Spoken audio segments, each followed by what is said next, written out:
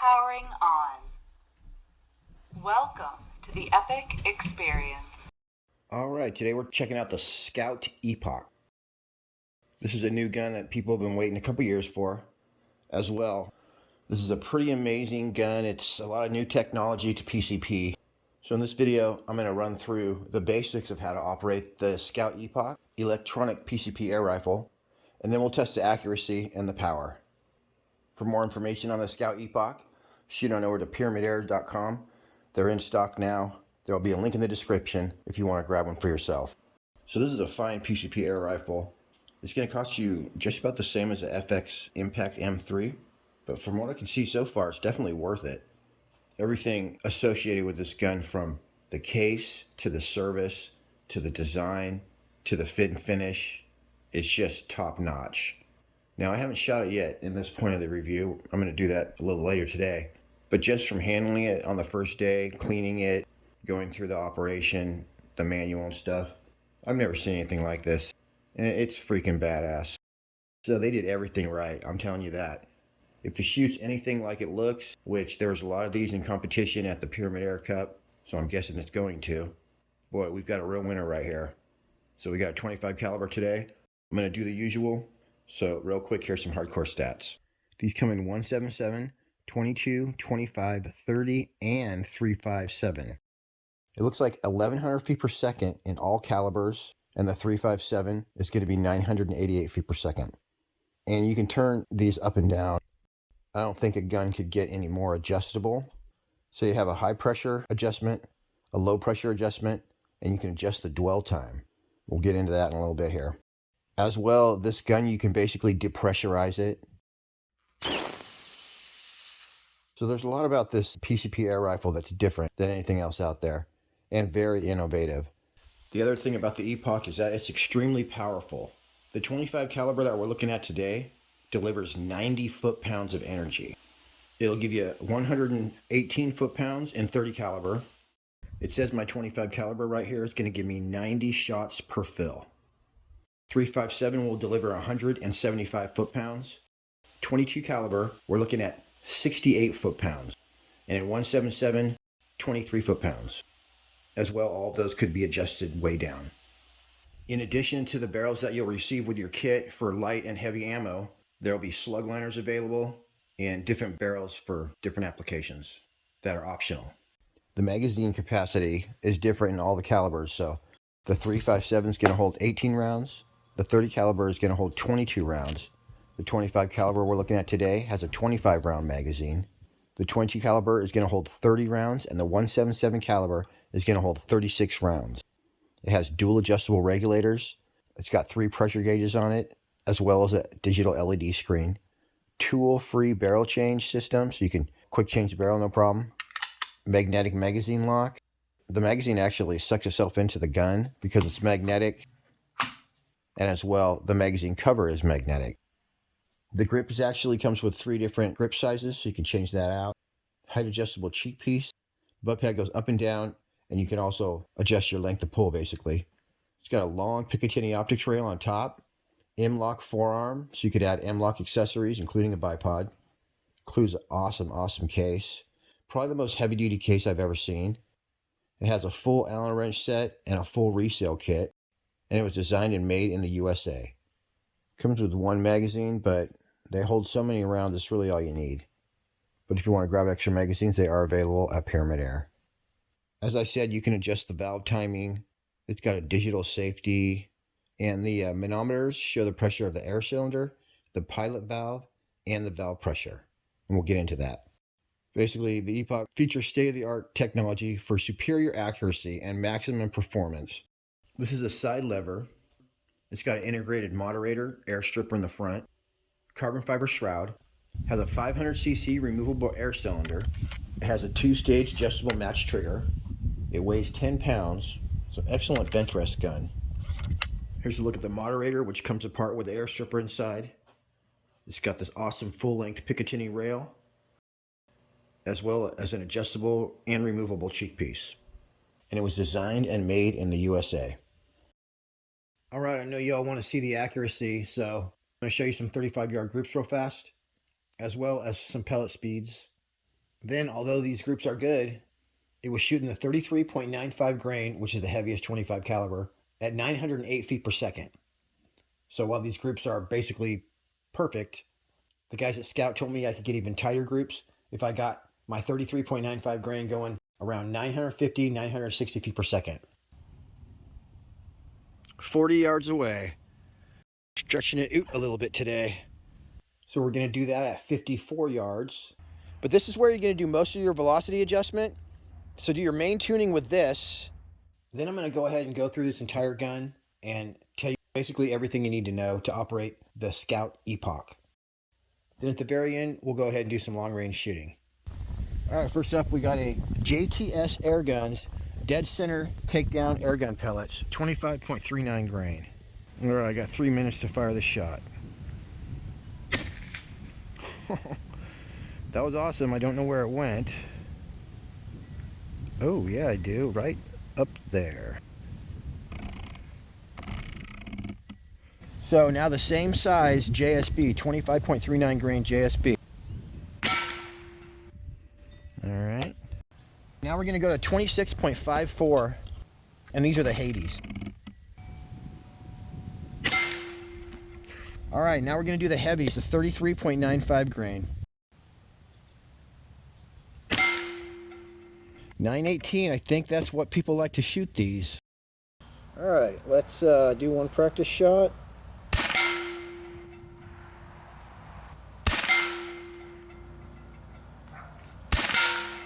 Got a little bit of kick. My scope cam was on for a couple shots here, and then this whole next segment, it was not recording. But I basically sighted in, and then I was lighting up the bullseyes. This next shot, I actually slipped on the trigger, which is real easy to do. This does have a super light trigger. That trigger will go off if you just barely brush it. I was clicking around a little bit to try to get it perfect in between groups. And then check out this last one. I was aiming at this actual hole, and I shot my best group. That's why they say aim small, miss small.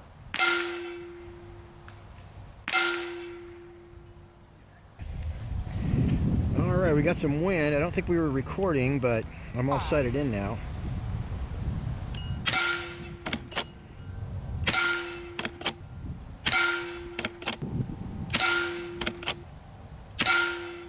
Hammering it.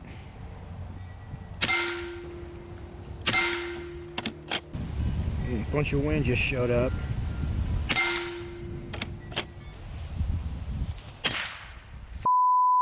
Right there, I just brushed the trigger. Accidental discharge. Look at that group. Let's do it again. And there I shot it by accident again.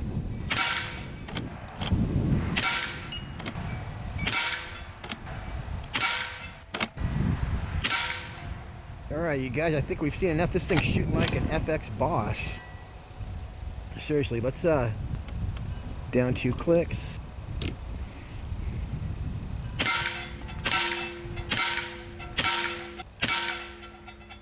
And that was shooting fast. I'm at 2,500 PSI right now. Having so much fun.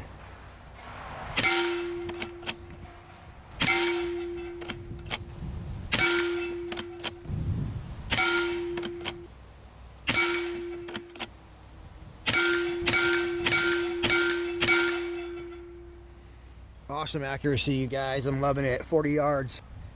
Before we get to the 50-yard accuracy testing, we're going to burn through at least half of what you need to know to operate the Skout Epoch. All right, I'm shooting 908 right now, and Skout Airguns said that they get the best stabilization when those 33.95 grains are traveling 950 or 960. If I wanted to bump up the velocity, I would just turn this up. And it can be a little bit stiff, so you can use your Allen key. But this is where you're going to do most of your velocity adjustment. So do your main tuning with this. Low pressure is more, and this is your velocity. Low pressure is more the consistency. So your standard deviation, you can adjust with that, and as well the dwell time is for fine tuning. But your main tuning is just going to be with this wheel right here, the one in the front.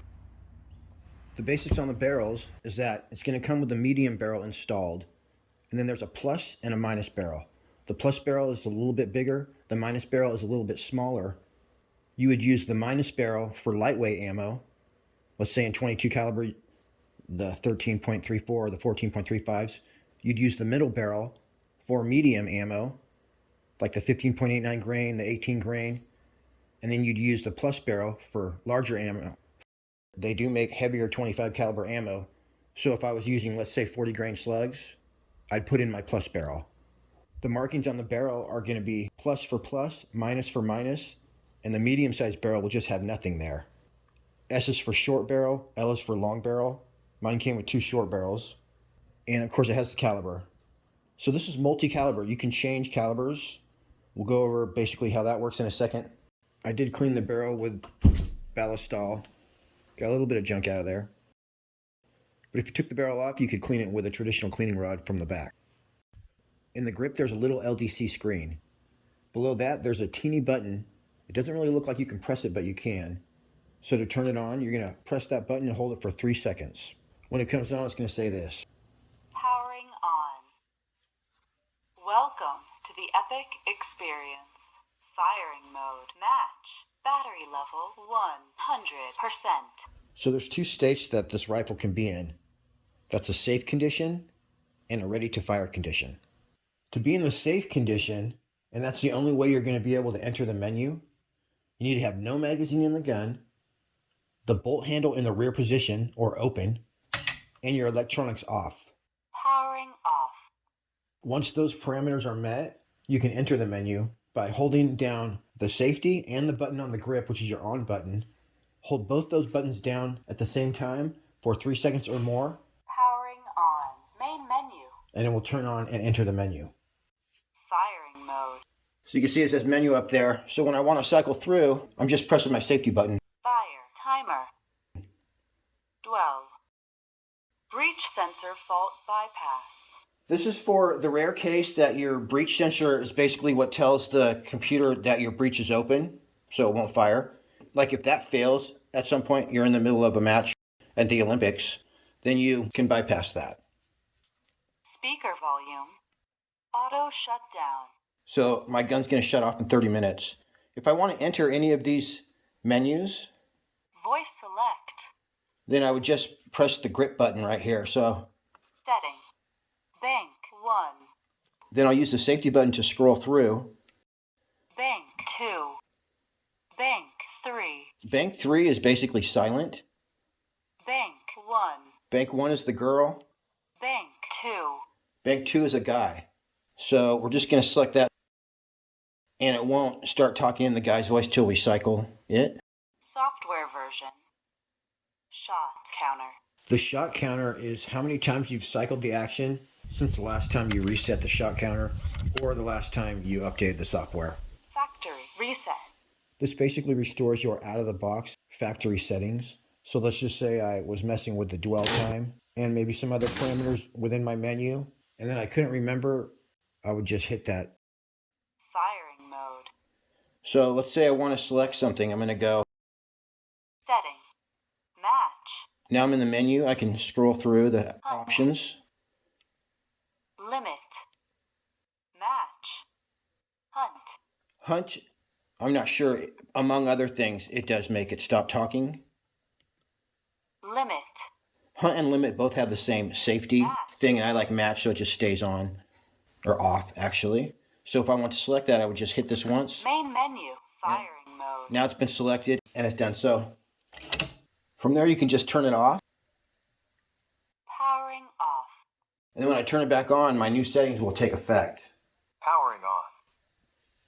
Welcome to the Epic Experience. Firing mode. Match. Battery level 100%. So yeah, you guys, that's it. It's pretty simple. So when it's time to fire, let's say I cycle the bolt. Okay, then I'm going to hit my safety button. And when I do, the shot timer is going to start. Fire. Timer on. Now, basically, I can fire the gun at will for the next 3 minutes. I could set that to 60 minutes and who knows what else. And if I want the safety to go off again, I would just hit it. Fire. Timer off. Now my gun is safe again. There is more to cover about the technical aspects of the Epoch, but let's take a break from that and do a little bit of shooting at 54 yards away. We're set up at a very special 54 yards away. It's windy right now, but we are shooting 25 heavy, so they should buck the wind pretty good. Powering on. All right, 12 power, parallax on 50. Welcome to the Epic Experience. All right, let's see where we hit. Fire timer on. Pretty darn close.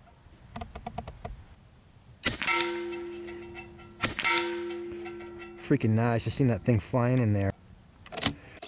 2 clicks over. 1 click over. All right, let's see here. Yeah, we got wind.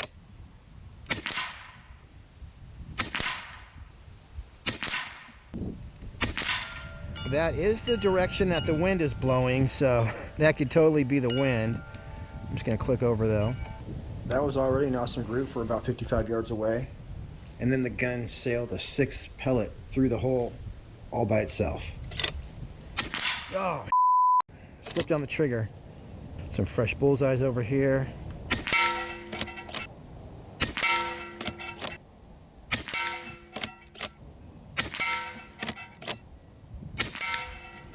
Pretty nice. I think I may have screwed it up. Let's try it again.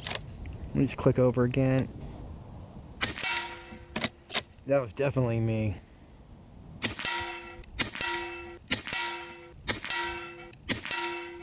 Obviously, it's killing it at 55 yards as well. But just for the heck of it, I went ahead and adjusted the velocity up to about 955 feet per second. Once again, we're shooting the 33.95 grains at 55 yards. 54 yards away. All right, we got 960 feet per second. Fire timer on. I did end up adjusting my point of impact with my new velocity. Basically pellet on pellet at 55 yards. Boy, that is grouping good.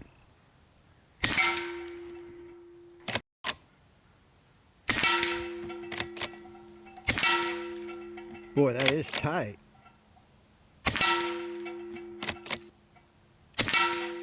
Wow.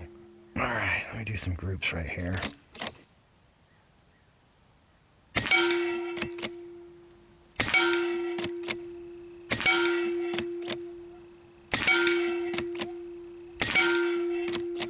Boy, they're not kidding.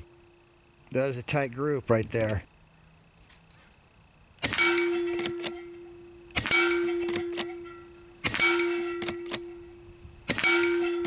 That was me. Boy, repeatable accuracy.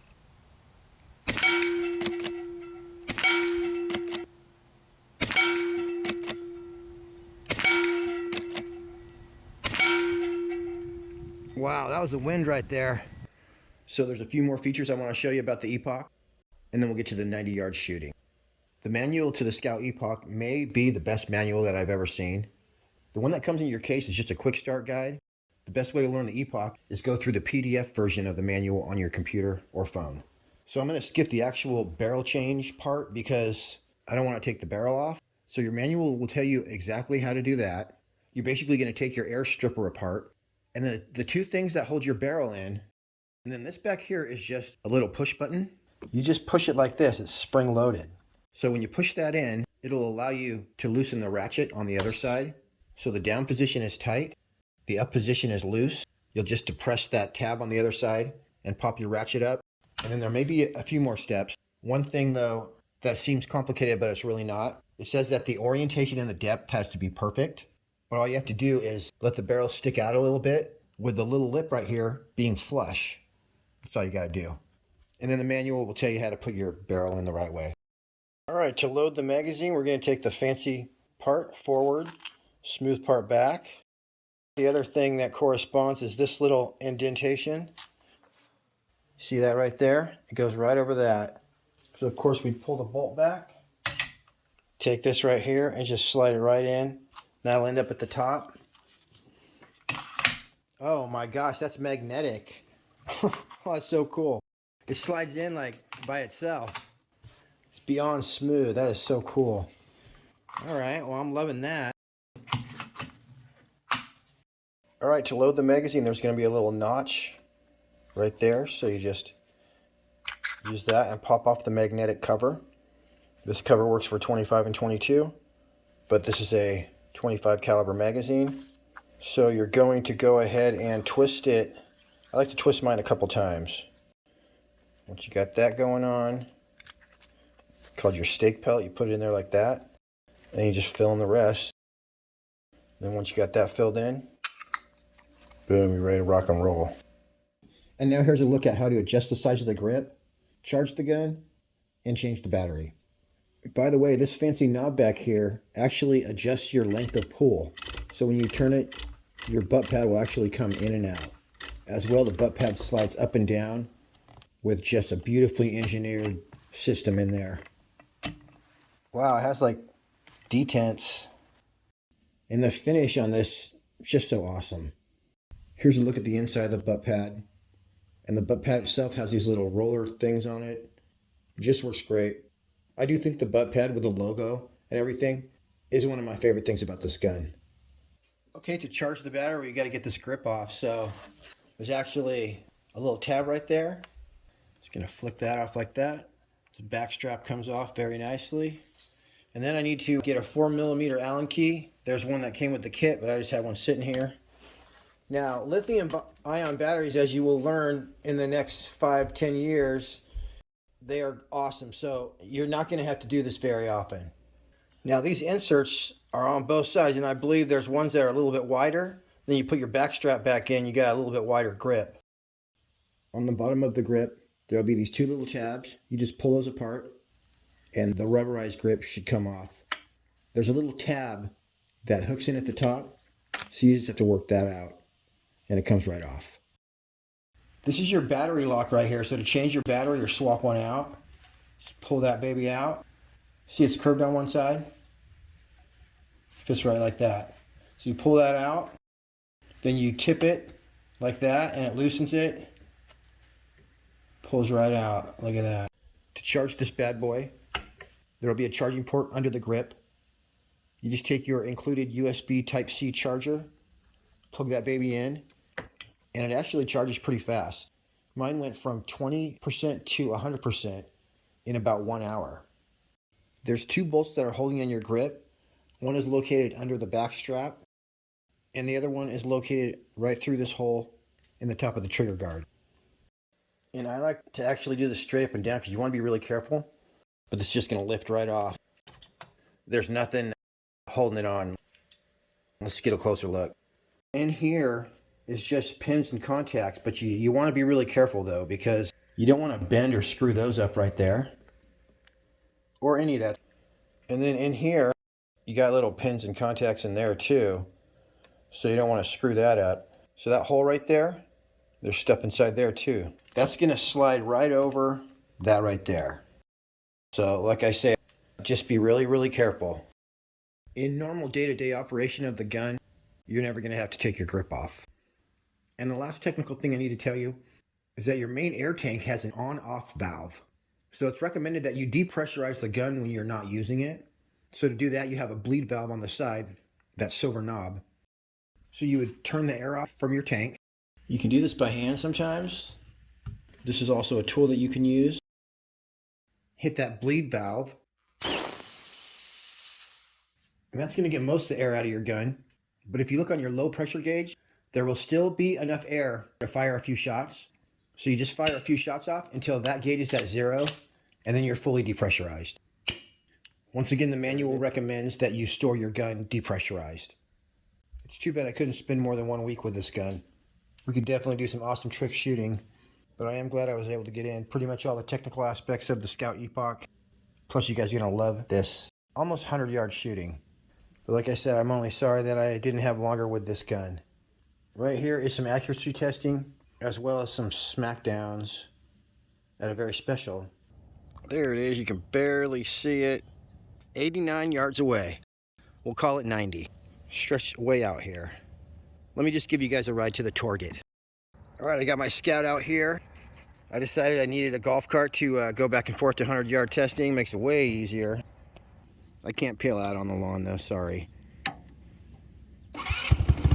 Alright, the manual says do not adjust the trigger if you're going to be taking this hunting, because it's already pretty sensitive. Ooh, maybe just this once. It also says don't use low quality air. So I was pumping up from a young hang. You need to get a PCP moisture filter, also known as a oil water separator, if you're going to be filling this gun from a normal PCP compressor. I have this problem where my helix gets very blurry once I zoom into high magnification, like 20 power. As well, the eye relief becomes so small you can barely see through the thing. So anytime I have to shoot past 50 or 60 yards, it gets really blurry. So I'm about to show you one group, the only group I shot at 100 yards. And keep in mind that I can't even see what I'm shooting at. I had to just hold the gun still and hope for the best. So that's what it's going to look like if I'm on 20 power. This is why I can't really do long range shooting on this channel. I'm just not set up for it. So let's back up to 16 power maybe. That should give us a teeny bit more. Boy, that is a hazy picture right there. I have to use the force. A little bit of a slip on the trigger. And, oh, did I? It's not clear enough to actually see where I hit. Take another one.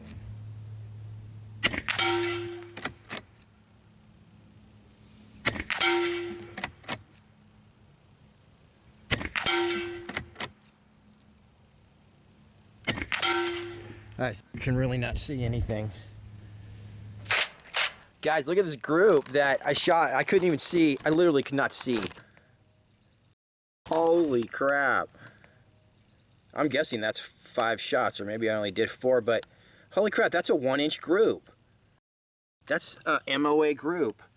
So I'm sighting down to that hole and I'm gonna shoot some cans. Freaking astronomical. So like, I bet I could have got a dime size if I could have actually seen what I was aiming at. Here's a look at that trigger. It's basically like all the really fine match grade guns, where if you just brush your hand past the trigger, it'll go off. Similar to my Steyr and a few other high-end guns I have. My trigger came in at 2.6 ounces, but I did adjust it a little bit. Consult your manual for information on how to increase and decrease your trigger pull weight.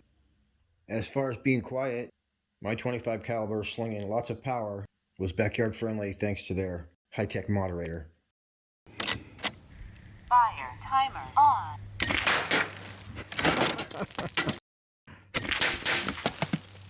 Two at once. Whoa.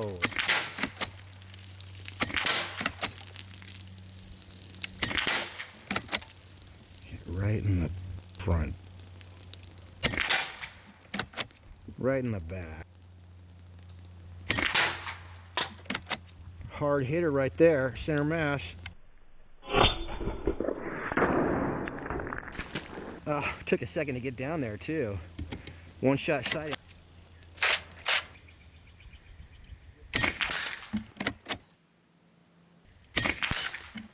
It's a speed silhouette, I'd be winning right now.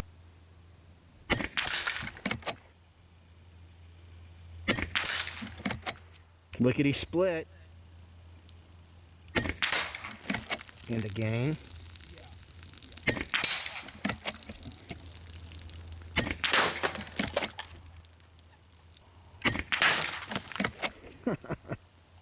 This guy at the bottom. Wow, I sure as heck did.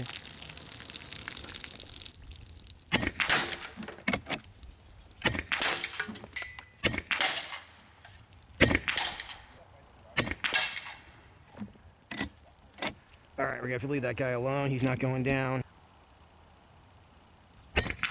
Oh, I'm out of bullets.